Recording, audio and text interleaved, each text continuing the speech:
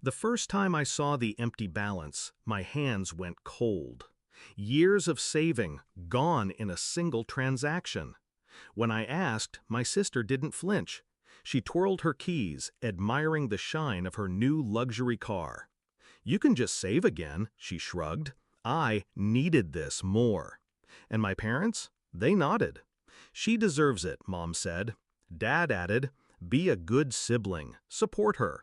That was the moment I stopped being family and became executioner.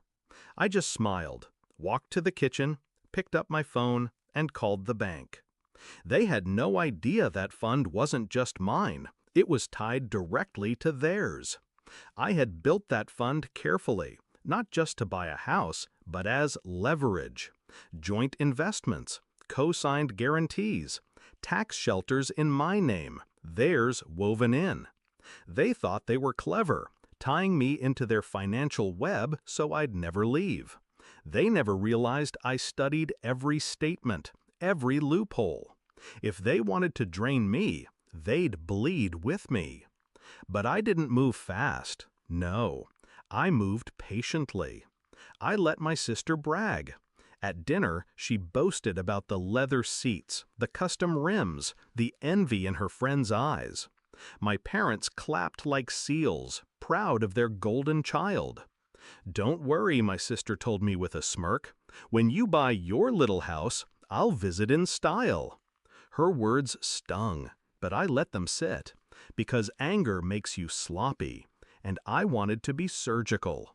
So I studied their debts, mortgage extensions, quiet late fees, my father's credit line barely afloat, my mother's emergency medical bills she never admitted to. My sister's new car wasn't fully paid. It was a noose of monthly payments she couldn't afford without them. And that was my crack in the wall.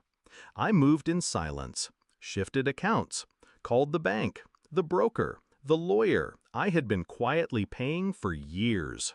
I pulled the pin on the grenade they'd handed me when they tied my savings into theirs. One by one, accounts froze. Credit lines collapsed. Insurance premiums defaulted. My fund had been the collateral keeping them afloat. Without it, the house of cards toppled. I watched the numbers shift in real time. My sister's car loan now red-flagged.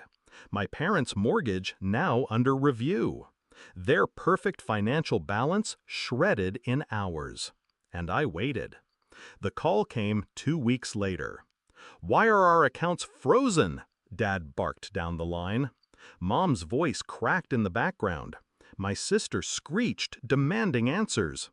I held the phone steady, calm as ever. "Because you spent what wasn't yours," I said. "You selfish little—" Dad started, but I cut him off. "You wanted me to save again?" My voice dropped, low and sharp. "Then start saving yourselves." I hung up. The fallout was delicious. My sister tried to keep the car. Couldn't. It was repossessed in public, the tow truck hauling away her pride while the neighbors stared. My parents scrambled, begging the bank for extensions. Denied. They had to sell the vacation cabin to keep the main house. My mother wept. My father raged. And me? I signed papers on my new condo.